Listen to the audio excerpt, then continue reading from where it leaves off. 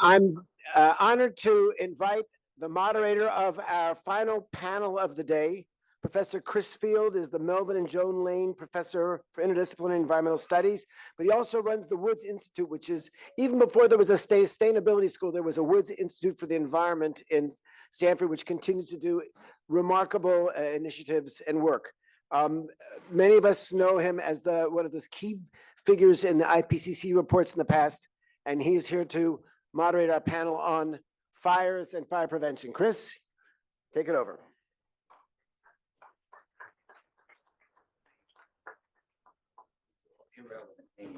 Yeah, I've got them all. I've got all your new names here if you want them. I got this. I'll take it.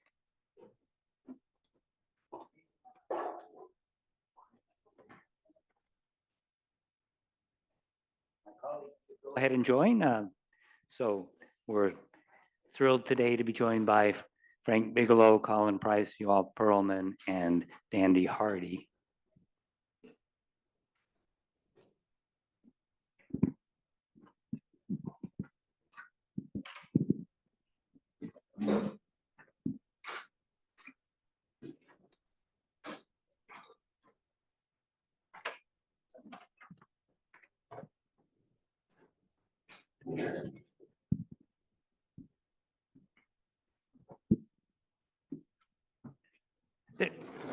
There's really no environmental problem that's more pressing, urgent, challenging than the risk of wildfires that we face in regions of similar climate. And in the American West, we've seen a devastating increase in fires in the last decade, just as we have seen around the Mediterranean. And understanding how, as a society, we can be best prepared to manage the risk of wildfires, whether it's in the space of preparation to reduce risk, whether it's in the space of emergency responses to be able to save lives and property when events occur, or whether it's in the phase of rebuilding. There's a vast and important set of undertakings that the global community really needs to grapple with an urgency that we haven't seen before. And I'm thrilled that we're joined by 4 experts who can really speak to the essence of the issues that need to be addressed. And our speakers are in, we haven't rehearsed this, but I hope in order. Frank Bigelow, who's Deputy Director of Community Wildfire Preparedness and Mitigation for CAL FIRE, California's state wildfire agency. Frank has been with CAL FIRE since 2004 in a variety of roles, ranging from online firefighter to managing increasingly complex parts of the CAL FIRE enterprise until his current role as Deputy Director. Next, we'll have Colin Price, who's a professor in the Department of Geophysics at Tel Aviv University and chair of the Planet Zero initiative. Colin has for many years worked on important problems in atmospheric physics. Third, Yoav Perlman, who's the director of Birdlife Israel, a society for protection of nature in Israel, and a renowned birder and bird photographer. And then finally, we'll be joined by Dandy Hardy, who's an innovator and entrepreneur who is also a student at the Stanford Graduate School of Business. And I think the plan is each of you will have 10 minutes or so to make a presentation, and then we'll have a conversation that engages all of you. And Frank, you want to start us off?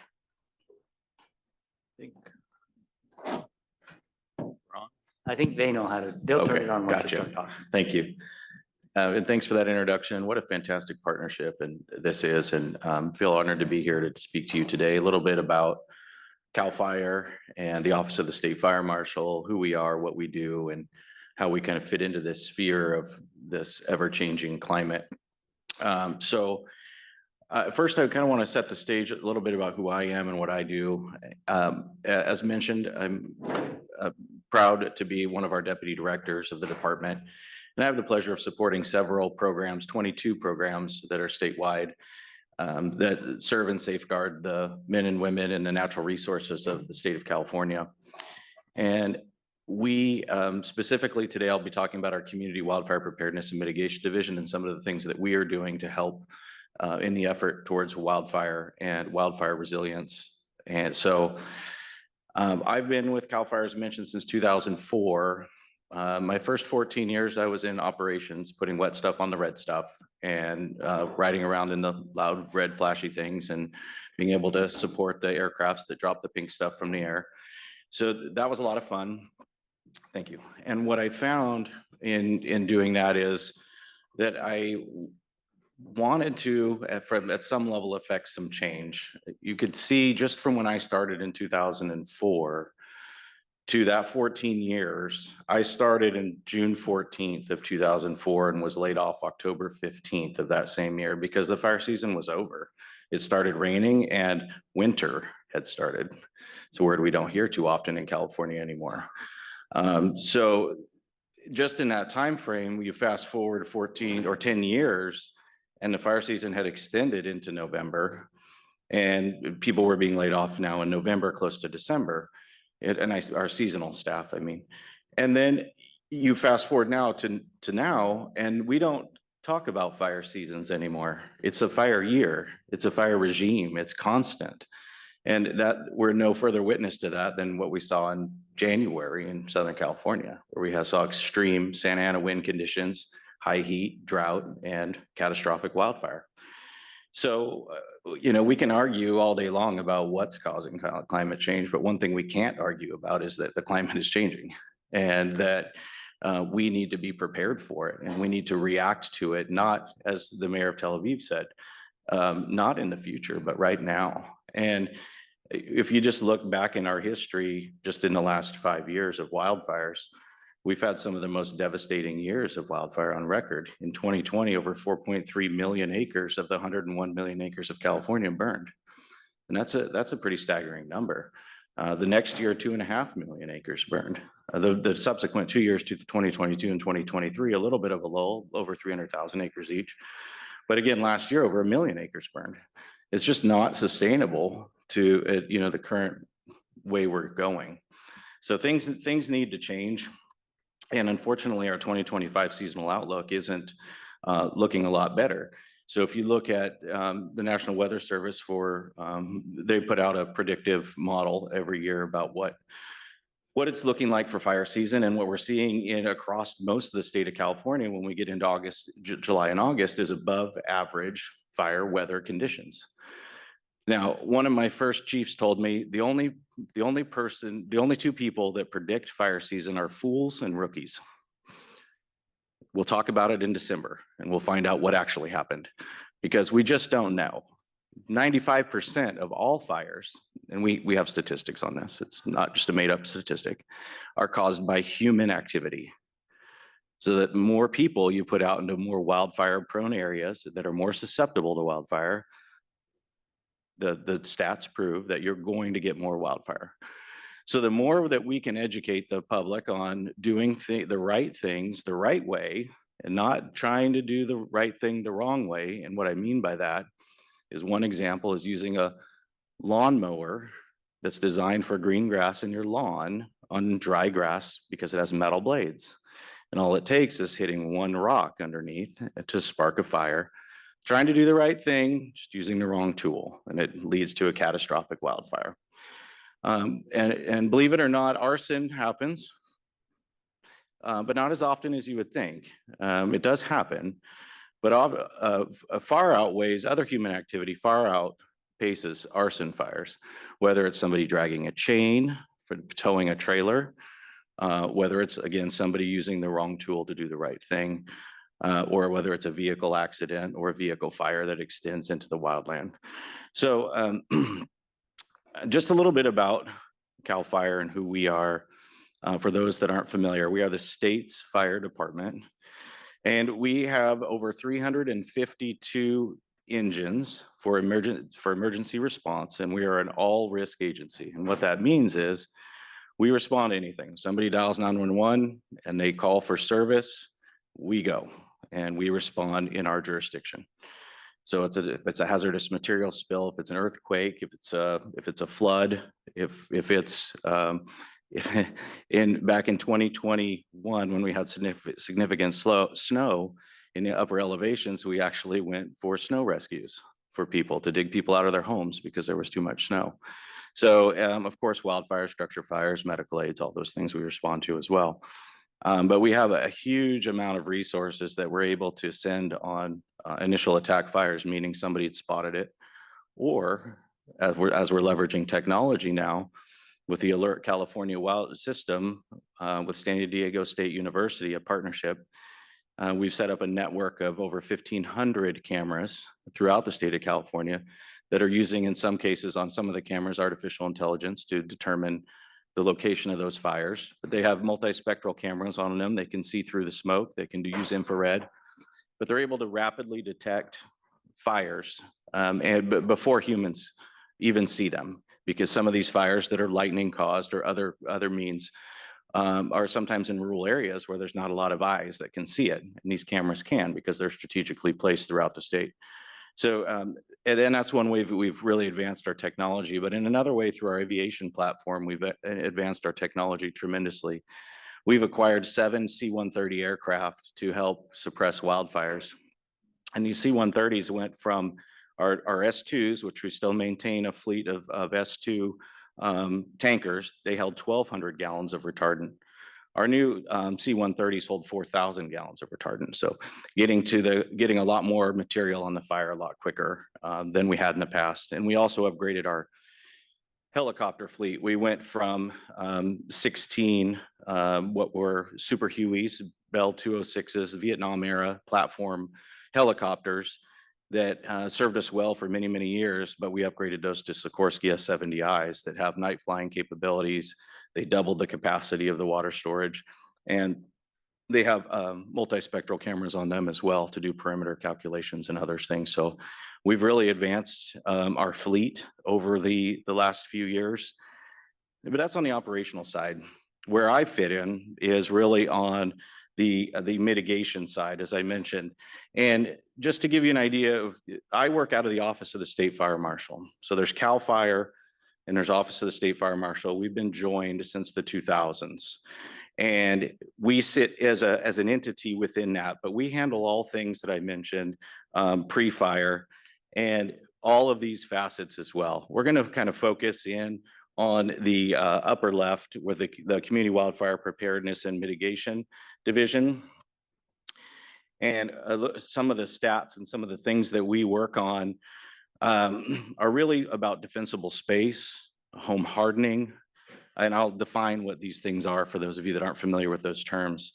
Firewise communities, working with local jurisdictions on the safety element of their general plan, so that as new communities are being built, we have a seat at the table with them to help them make sure that they're making those communities as wildfire safe as they possibly can, to be resilient moving forward.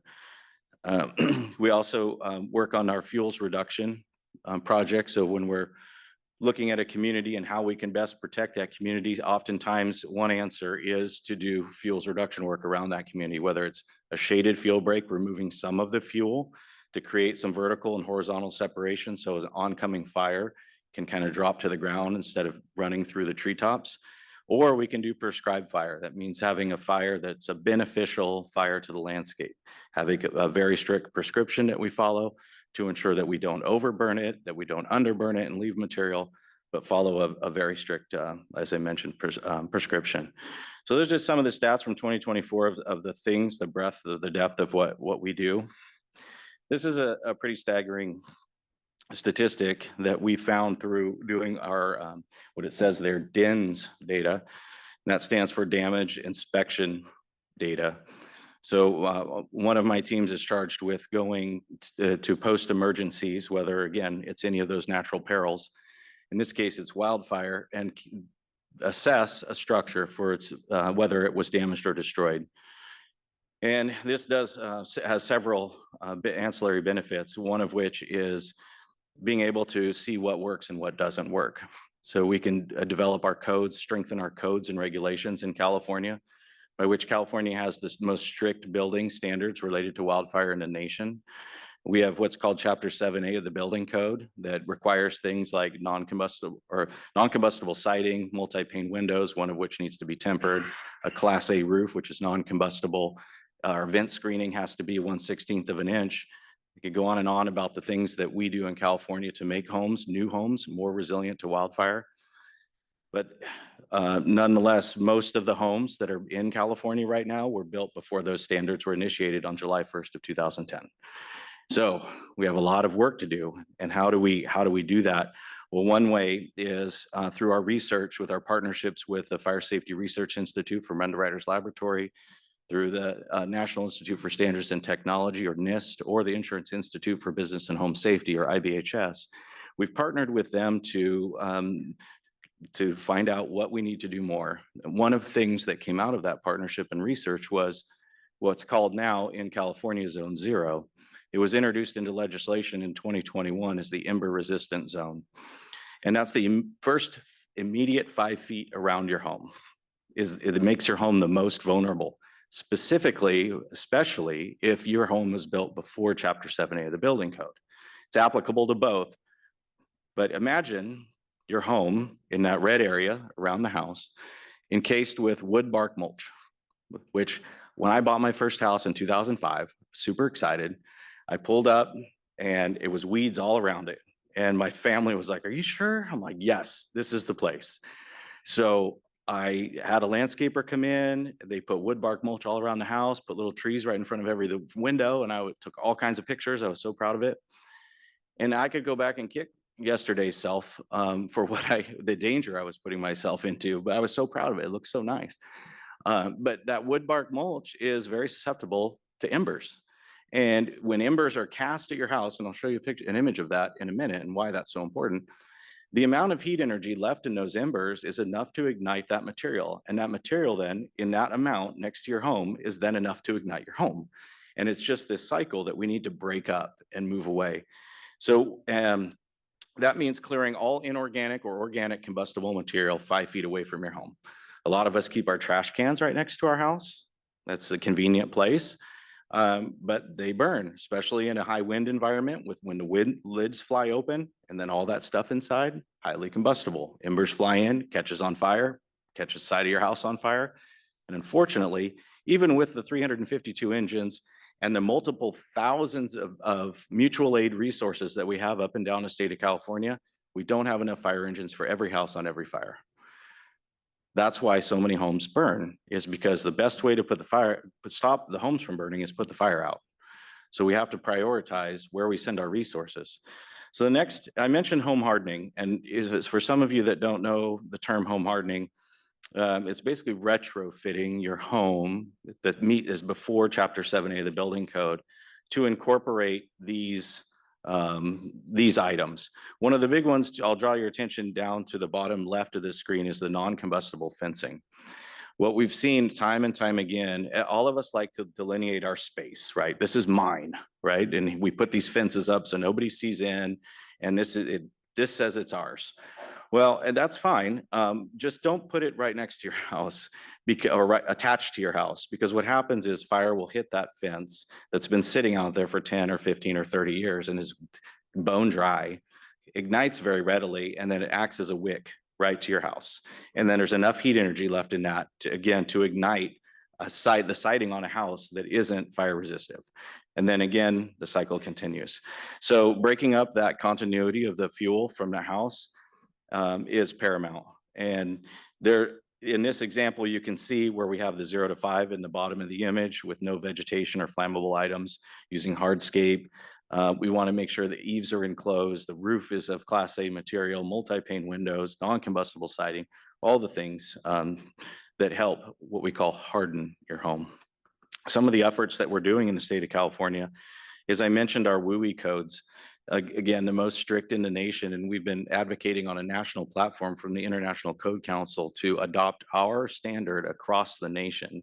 And we have one more vote to make it through next year to have that adopted across the nation. So there's a lot of steam behind it. So I'm optimistic, but I don't want to speak before it happens, but it's looking pretty good. Some other things we've done in the state of California is to have real estate disclosure. So every time you sell your home, when you're in what we call a fire hazard severity zone, either high or very high as designated by our office, you're required to disclose to the buyer as the seller the hazards that are associated with living in that area and the things that you've done to your home to make it more wildfire resilient. So they know what they're buying and they know that what they're getting themselves into when they move into that environment. And that disclosure also lists the other things that they recommendations that they should do to make their home more resilient. We've created a low-cost retrofit list that's on our website. People can go on, and it's everything from going inside your garage door during the day, going inside your garage and closing the door. If you can see light through the bottom of your garage door, guess what else can come through there? Embers. They can come in right from underneath your garage. So make sure that weather stripping is sealed tight to the floor. I mean, that's just one thing. There's gaps and cracks that can be filled throughout our homes. There's, again, moving that wood bark mulch away from your home, even if it's bare dirt for a while until you can figure out what you want to do with it. It's still more safe than having wood bark mulch next to your home.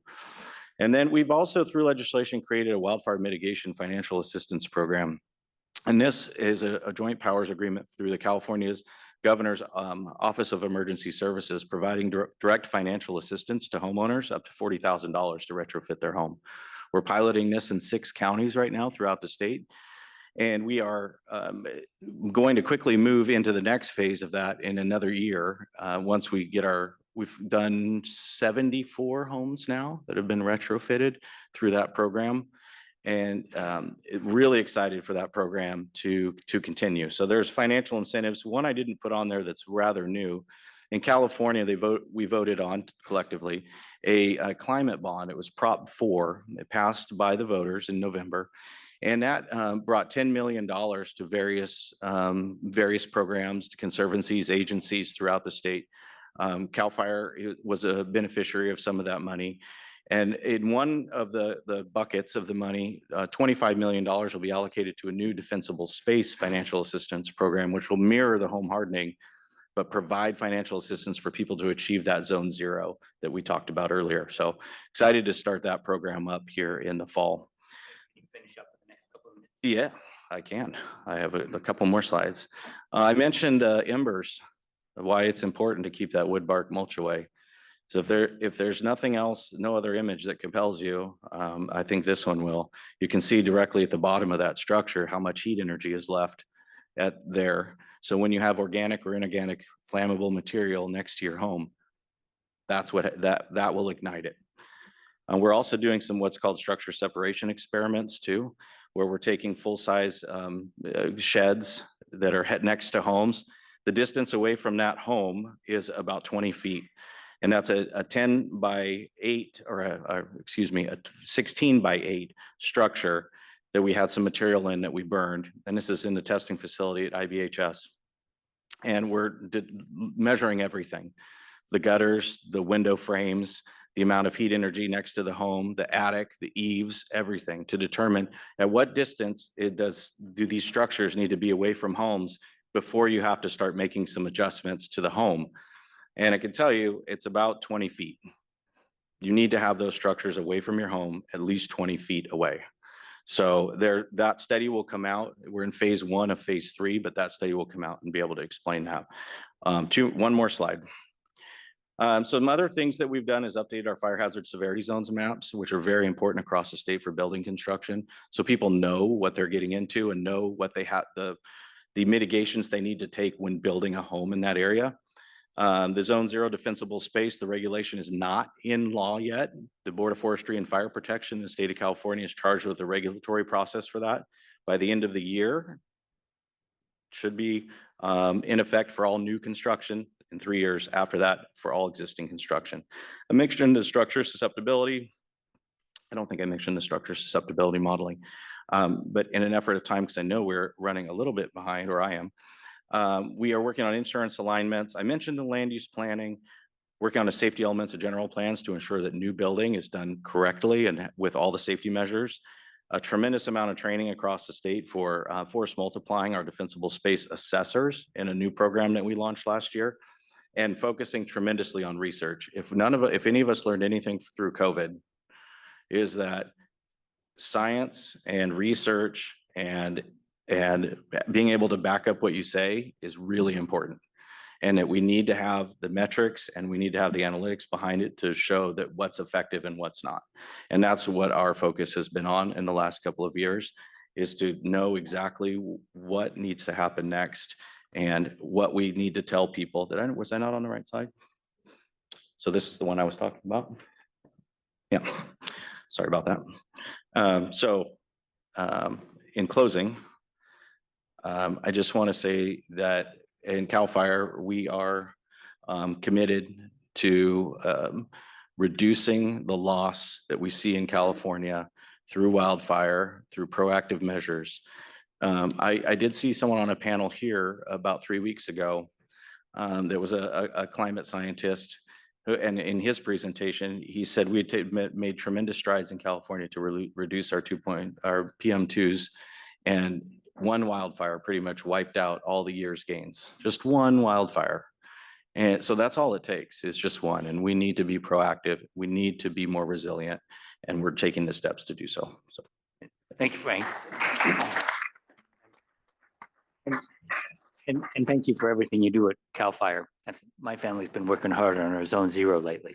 Excellent. We'll turn now to Colin, who needs the clicker in order to. Oh, yes. Okay, that's fine.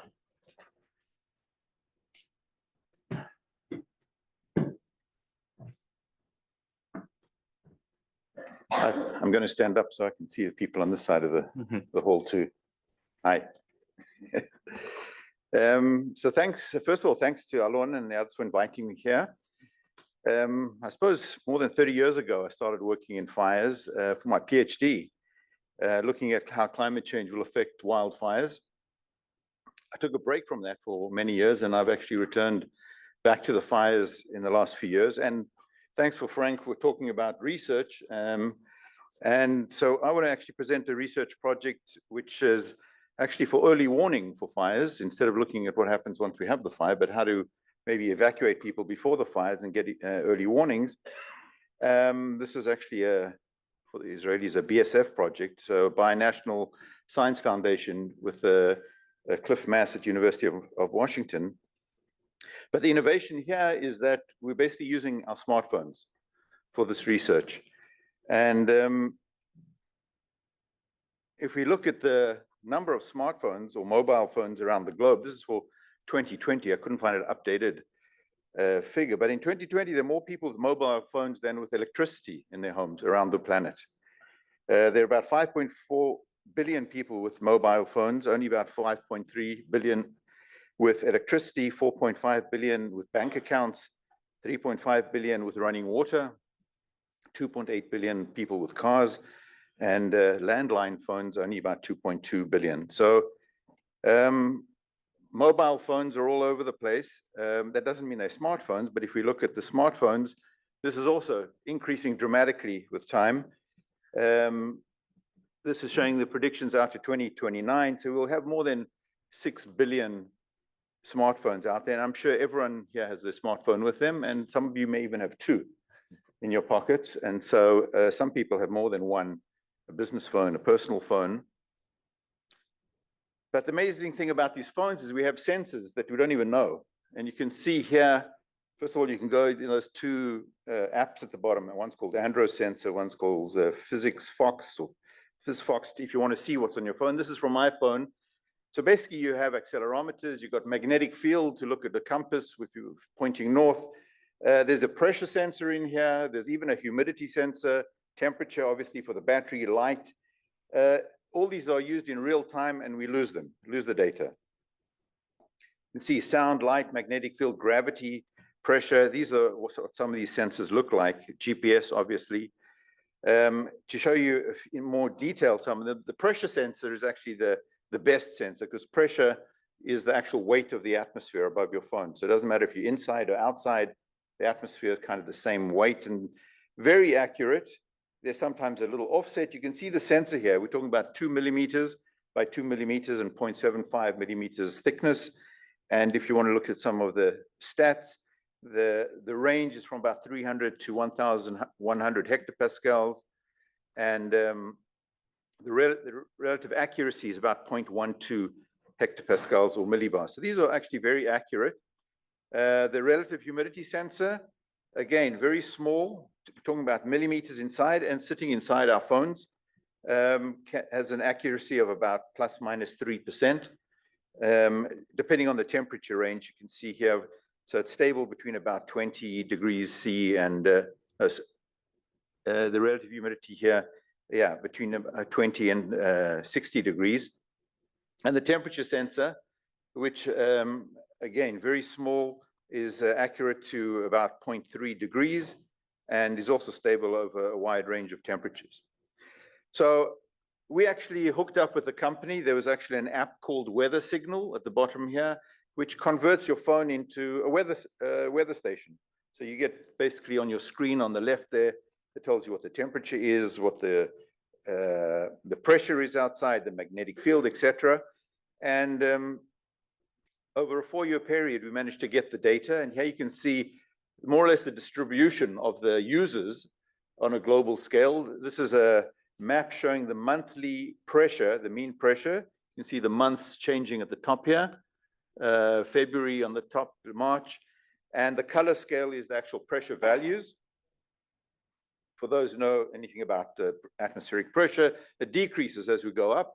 So when you go up into the Rockies, the pressure drops. So that's why we have the blues in the Rockies, where it's maybe 800 hectopascal or millibars. And when you hit the coastline, it's around about 1,000.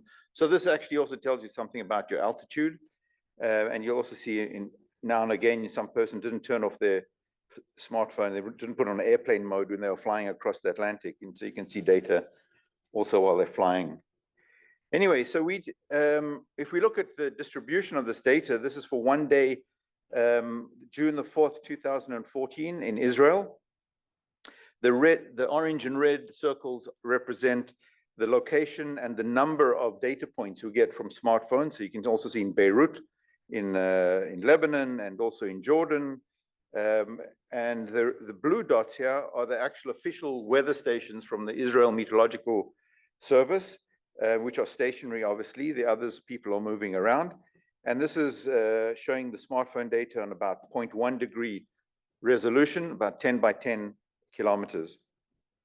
So while we have lots of data from the data points from the fixed stations, about 86,000 on this one day, we have these additional stations from the smartphones, about 15,000, 16,000 on this one day, and also in very different locations.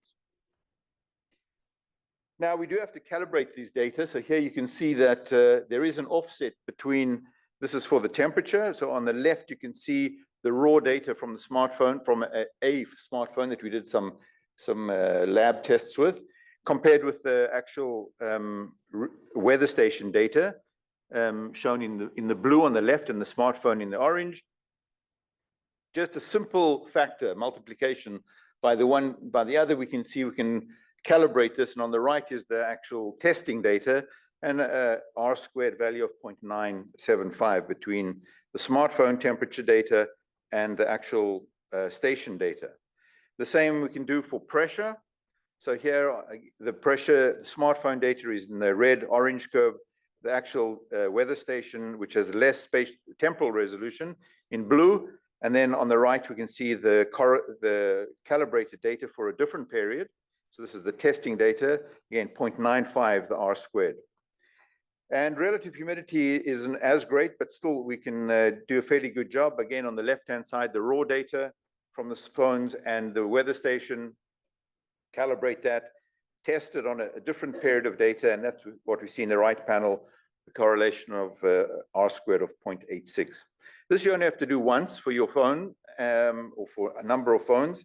Here's another example which is not a control experiment. These are two weather stations shown there by the red triangles in Spain, southern Spain.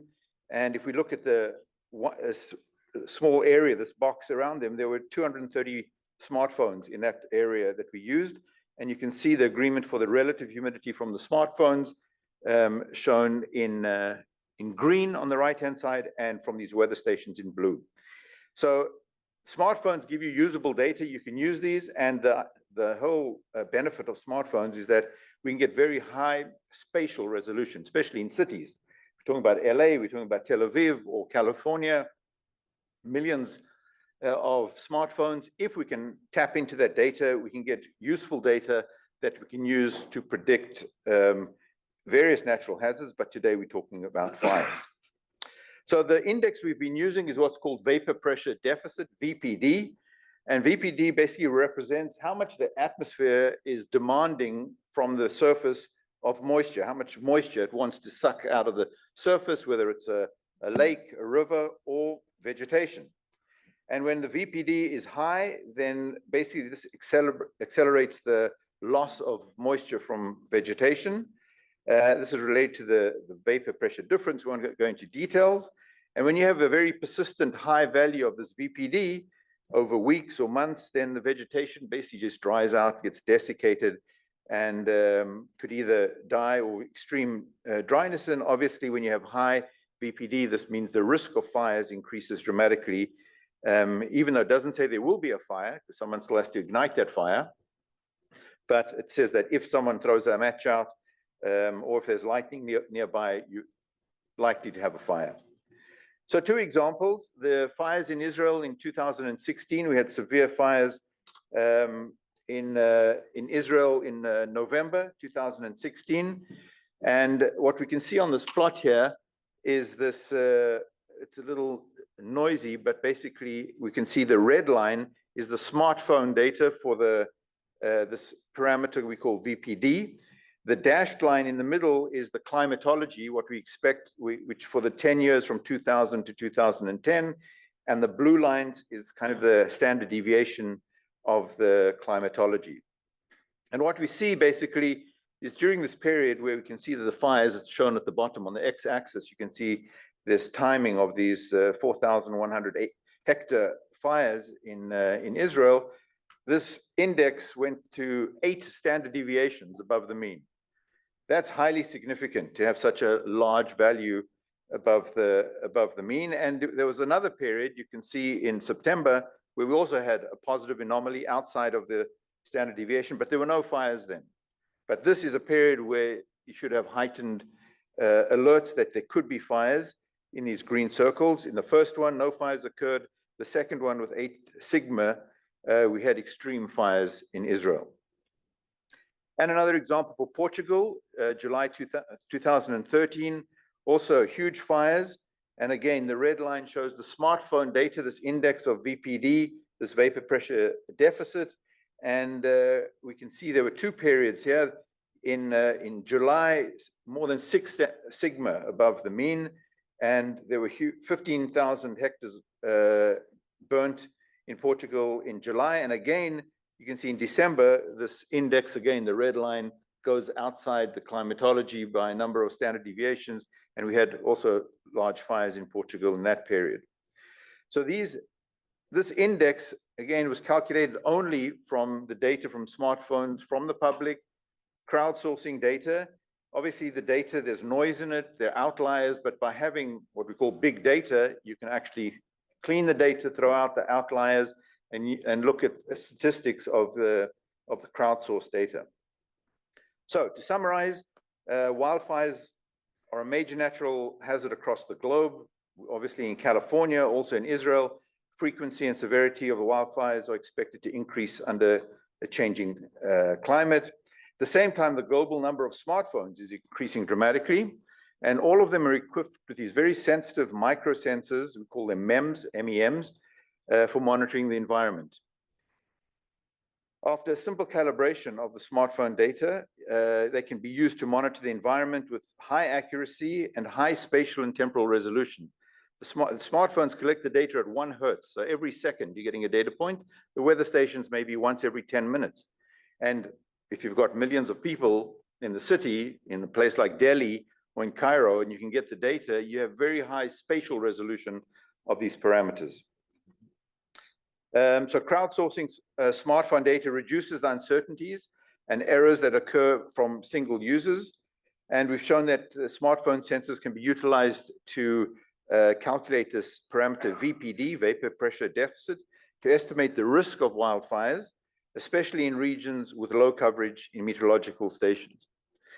Our vision is that one day we could, for example, in Africa, where they don't have much infrastructure, meteorological infrastructure, collect the data from the users, process it, and send it back to them with warnings of high risk of fires in certain parts of the planet where there are high risks. So users basically will get back information after supplying the data. In the two case studies we showed for Israel and Portugal, we see that this VPD index from the smartphone reached 6 to 7 standard deviations above the normal, highly significant anomalies at the time of these wildfires.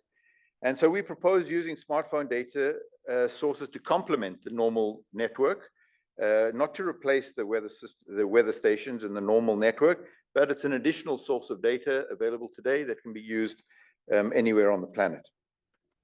And for those who want more information, we published a paper on this last year in NHESS. You can contact me or go to the journal and download it for more information. Thank you. Thank you, Colin.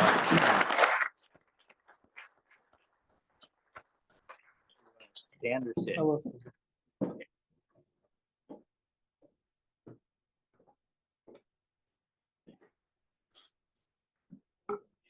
Okay. Good afternoon, everyone. Thank you for staying awake for so long. It's been a long day, but almost done. So my name is Yoav Perlman. I work for the Society for Protection of Nature in Israel. For those of you who are not familiar, it's the largest conservation NGO in Israel.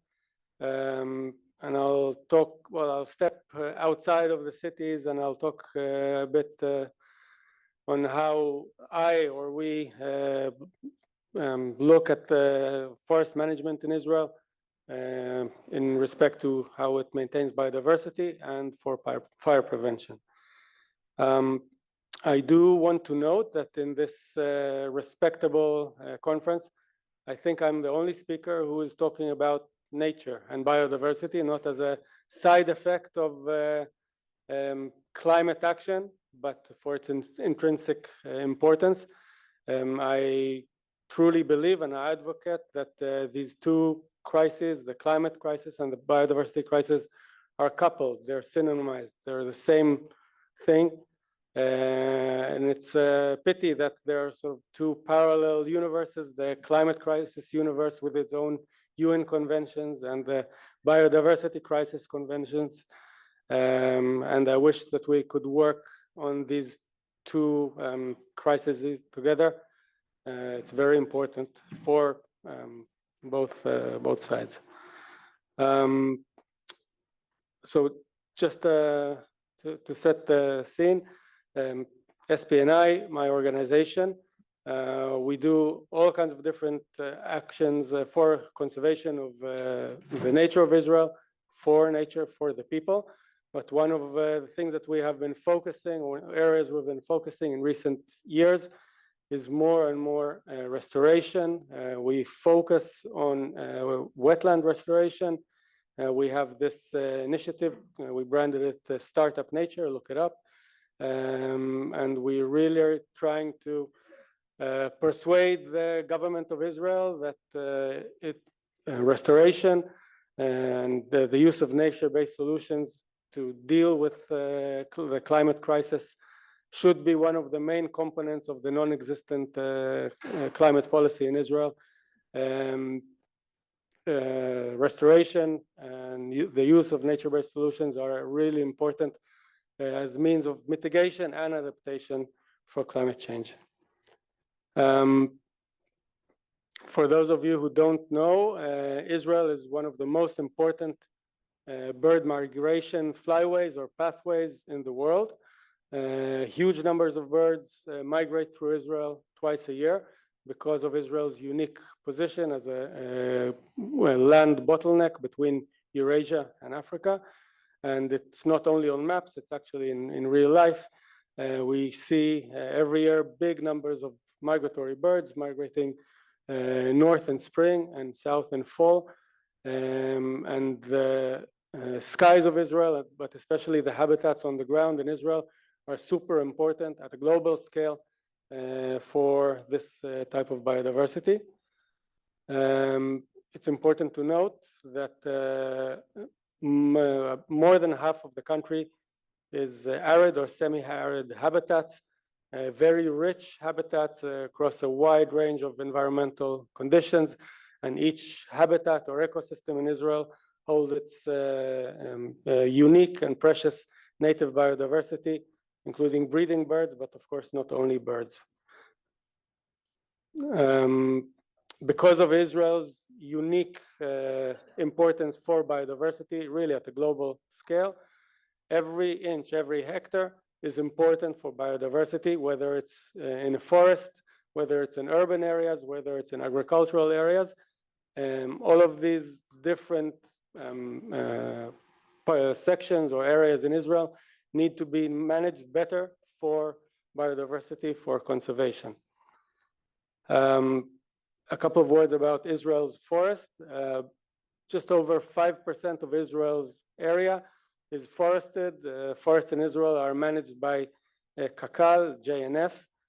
Most of the forests in Israel that were reforested, as Alon said, are made of non-native trees. Many of them conifers, not only conifers, but a lot of non-native conifers. Still, there is a slow change in the forestation policies by the JNF, but still most of the forests in Israel are made of non-native conifers. You can see on the map on the left where these forested areas are.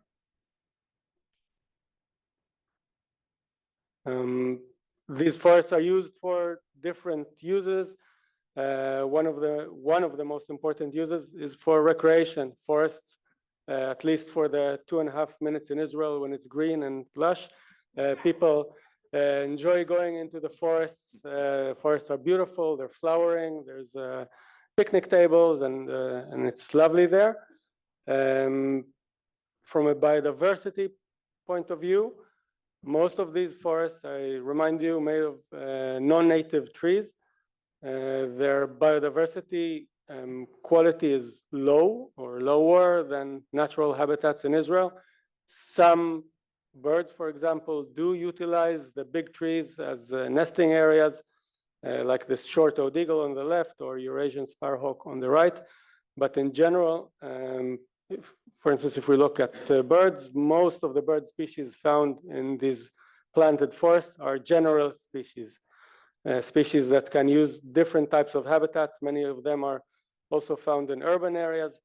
And it has been found that in places where this reforestry or afforestry was carried out in naturally treeless habitats, the specialist birds that specialize in breeding or utilizing these native habitats are in trouble. Most of the breeding birds in Israel that breed in these treeless habitats are threatened, different degrees of threat. And there's lots of evidence showing that it's not only birds, also other groups of animals show the same effect to forestry.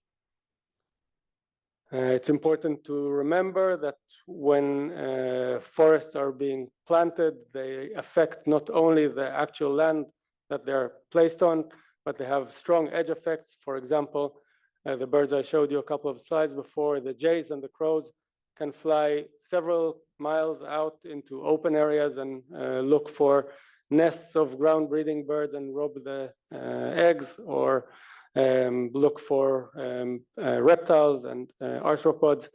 So the edge effects are significant as well.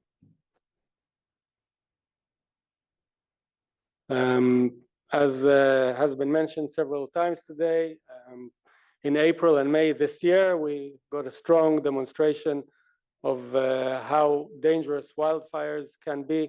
During those 2 months, thousands of hectares of both forested areas and natural habitats burned down in different parts of the country.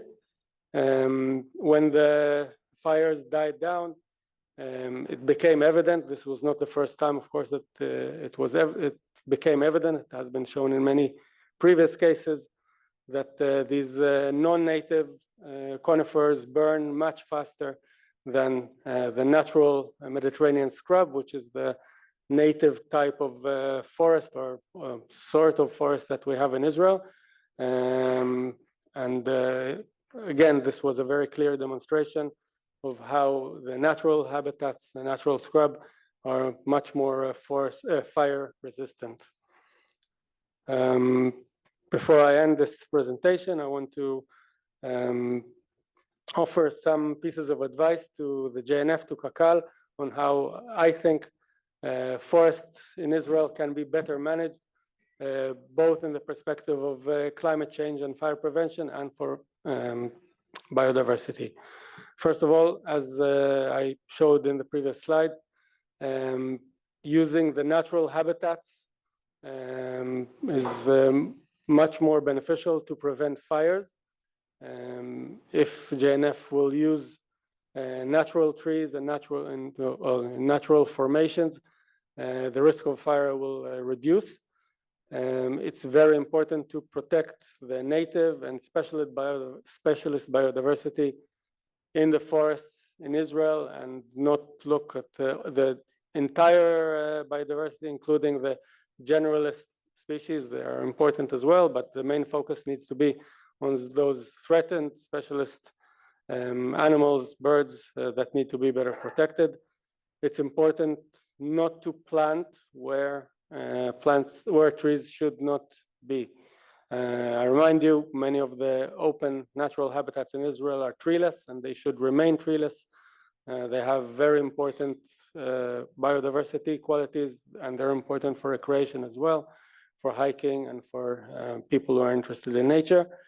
In places where planting is being done of trees, it's important to use native trees and not to plant them too dense, but to plant them spaciously.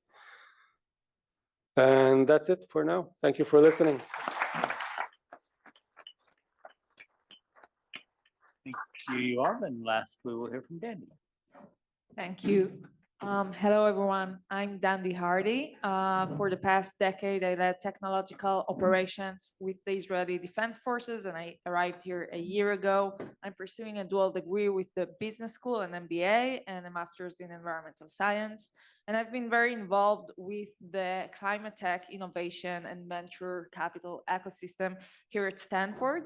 Now, this is a climate resilience policy conference, but we are at the heart of the Silicon Valley. So we're going to talk a bit about innovation and wildfire tech innovation. As part of my role as a climate investor with the business school's impact fund, I've been actively exploring with my team wildfire tech innovation startups, early stage startups to invent the next generation of wildfire protection. And what we've seen over the past year is that there's really an impressive surge of a lot of new founders and scientists coming up with brilliant solutions. Most of them are concentrated around early detection, which is critical and important. But at the end of the day, early detection by itself is not enough.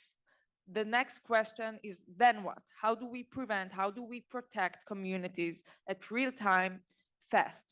So this is where FireDome, a truly inspiring, innovating Israeli startup, comes in. Gadi and Adi are two founders. I'll elaborate a bit more about them at the end, who set out to solve this problem exactly. And what they found in their deep research was that most technologies available today for wildfire suppression are lacking on three main fronts. First, it takes too long until they arrive on site. If you think of drones, helicopters, even firefighting trucks, it can take at best 20 minutes, sometimes an hour or more, depends where you are, to arrive at the scene. These are critical moments, critical minutes to stop a small ignition from becoming a devastating wildfire. Second, many of these solutions are not wind resistant. If you think of drones and you think of the recent LA fires, the wind conditions during that day, many drones can't really fly or disperse fire retardants effectively in these kind of conditions. And third, they all involve risky human intervention and puts firefighting and first responders at harm's risk. So inspired by the Israeli aerial defense system Iron Dome that protects our skies from rockets for many years now, they have designed a truly, I believe, revolutionary fire protection system. It is the first fully autonomous on-the-ground system to protect communities and strategic assets in real time from approaching wildfires. And the way it works, the system that I'll show a video in a few minutes, think the core component of the system is an electromechanical launcher, a mini launcher stationed at a strategic place that can take capsules, biodegradable capsules filled with either eco-friendly fire retardants or water, and very quickly launch those capsules at the spots of ignition. The system creates a dual protection layer. First, the fire dome system is connected to all of the regional fire alerts. So let's say there's a fire miles, tens of miles away. The fire dome system is connected to the local fire department, to all of the news sites, all of the sensors that are used today to alert fires, and automatically creates a 30-60-degree barrier of fire retardant capsules to protect an asset. Their system can protect 100 acres territory. Just imagine, and you'll see it in a moment, in a few minutes, in the video in a few minutes, that the launchers just launch capsule after capsule after capsule in a 30-60-degree circle to protect an asset. Then, let's say that due to winds and weather conditions, some of the embers fly into the protected assets and ignite spot fires. Their system has thermic cameras and a very advanced AI algorithm that can identify within moments, within seconds, less than a minute, small ignitions in the site, and just adjust the launcher to fire a water capsule or a fire retardant capsule straight at the small ignition before it becomes dangerous. So it is a system of systems, and the core innovation is just to take all of those existing technologies and put them together in a very smart and efficient way to be applied to a new kind of risk. You have the launcher, you have the smart capsules, which is the most impressive part, because Firedome are designing those capsules to be built from completely recyclable and biodegradable materials, and they can be filled with any liquid. So they are always up to date with the most eco-friendly fire retardants, the ones that the Cal Fire use and the ones that will be used in the future. And then you have the automatic filling and loading system to automatically launch those capsules at a spot fire. So it is completely autonomous. The launcher is connected to a bank of water and a bank of fire retardant being installed by Firedome. It has a solar power battery, so it can be completely independent on the field. And each system has 3,000 capsules. So in case of a fire that prolongs through weeks, the system can maintain operational status for the entire duration of the fire. And I think the most important thing is that it co-lives with all of the other existing solutions. And as a homeowner or as a vineyard owner, you can be sound and safe and know that your asset or your community or your local school is protected even when the fires go out of control, and it will allow the fire departments to prioritize the source of the fire instead of spending a lot of precious time and resources on evacuation and on protecting strategic assets that can be already automatically be protected.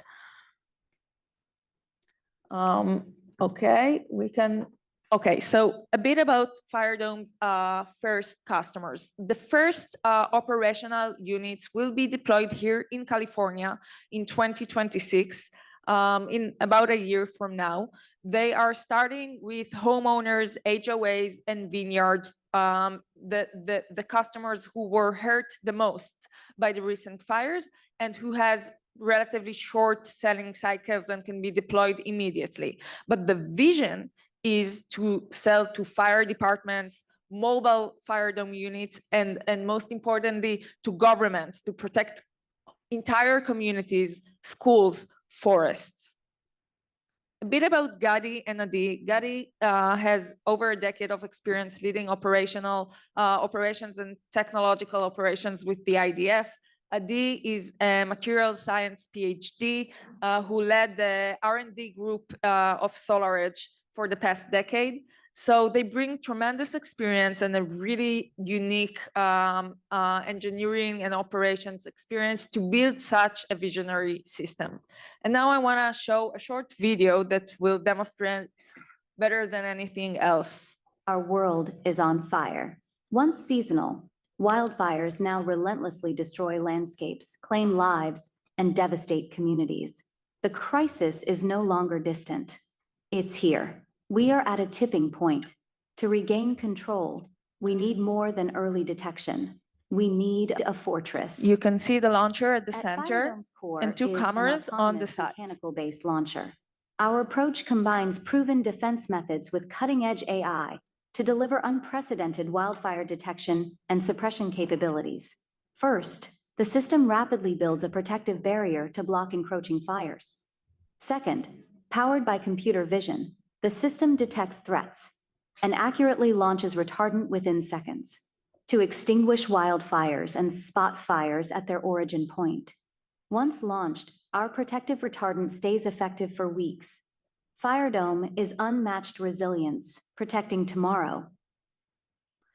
Yeah, so I think these are the kind of revolutionary, creative, out-of-the-box thinking solutions that we need to expedite our process, our journey in combating wildfires and other climate risks. Thank you, Dandy, and thanks to all the presenters. We have about 10 minutes for questions, and I might start out with one. And, you know, Yoav spoke quite a lot about the importance of natural vegetation. Frank, that wasn't a part of the strategies that you discussed. And is there a role for thinking about particular vegetation types when people design home hardening strategies on their properties? Well, we always, and I didn't mention another facet to CAL FIRE, resource management side of the house, where we have entomologists and pathologists, archaeologists, all the ologists, except probably sociologists and psychologists, which we could probably use too. But we have a lot of ologists that help us in determining, you know, the right species for the right place. And then writing prescriptions for us in that, for the operations side to conduct the burns that we do, and the vegetation management to inform people.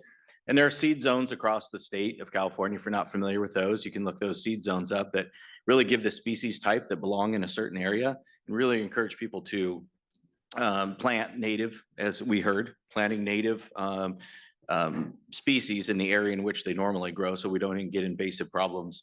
One of which is like palm trees. Those are very, very volatile in a fire regime, because most of the time they're not kept up, and you have palm fronds that hang down that are extremely volatile. The fire runs up the side, hits the palm fronds and winds, and carries those huge embers of palm fronds that are on fire and lobs them up to a mile or 2 miles in front of the fire. So it's just educating the public on making sure that they have the right species in the right place. I hope that answered your question. Yeah. And Yoav, do you want to comment on the role of natural vegetation and the fire resilience that one gets from it? I'm not a fire expert. Certainly Frank has much more expertise than me. I can only say that it's the total win-win situation. I mean, if focusing on native trees, native bushes when gardening, when planting in public areas, certainly it's a benefit for fire prevention, but also for biodiversity and for the people who live there who can enjoy the biodiversity as well. Questions from the audience? And do we have a mic runner? Okay, well, you could, you can, all right, please project. So, for the Cal Fire, if anybody else has relevant information. So have you looked at, I noticed in the cityscape that you had there, there were no homes that had solar panels. And so presumably batteries in their houses.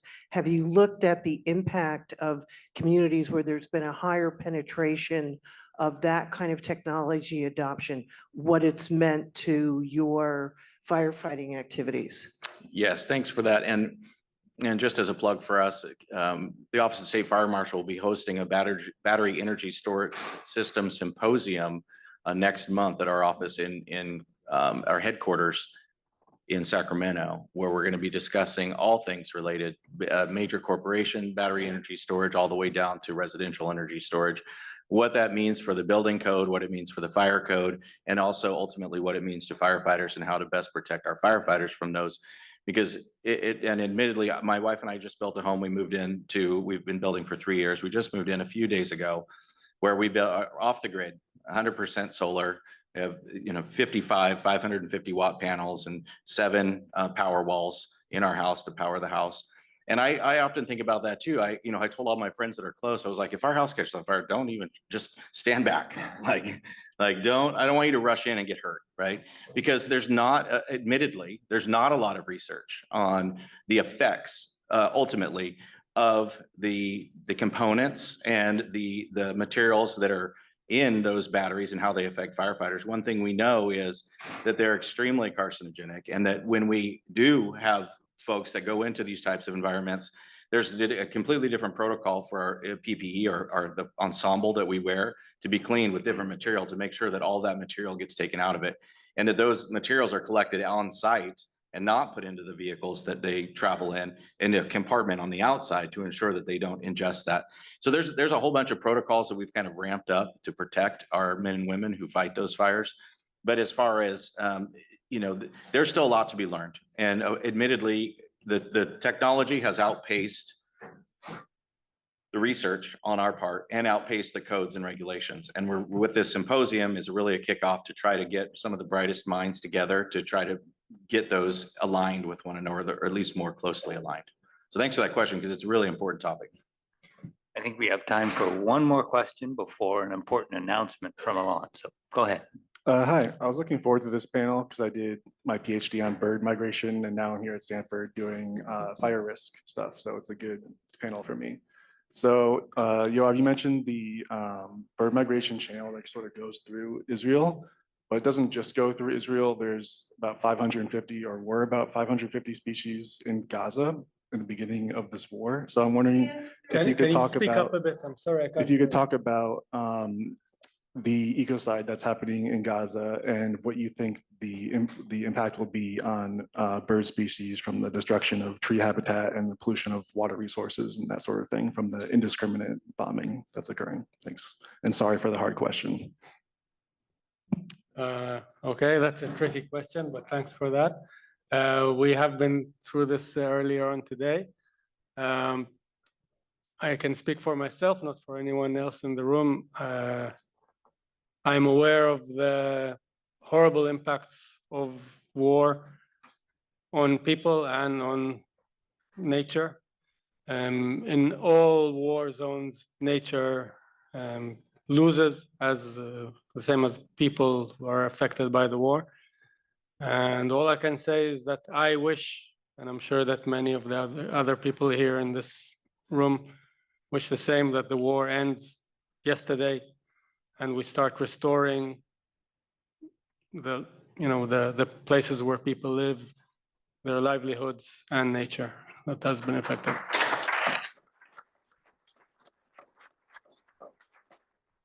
Okay, important announcement from Alon, but a final thanks to all of.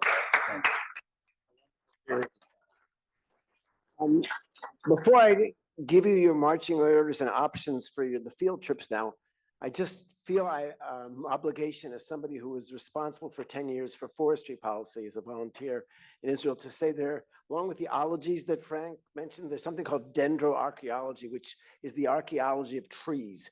So I loved Yoav's presentation. I agree with all the conclusions, but I disagree that Israel plants alien conifer species. The Aleppo pine and the Brutia pine are indigenous, and I refer you to the literature in that respect. So I just wanted to make that point, but it doesn't mean we should be planting more of them given the fire risk, but I'm just saying, okay. Having gotten that off my chest, you see how, 2 Israelis, 3 experts, 4 opinions. Okay,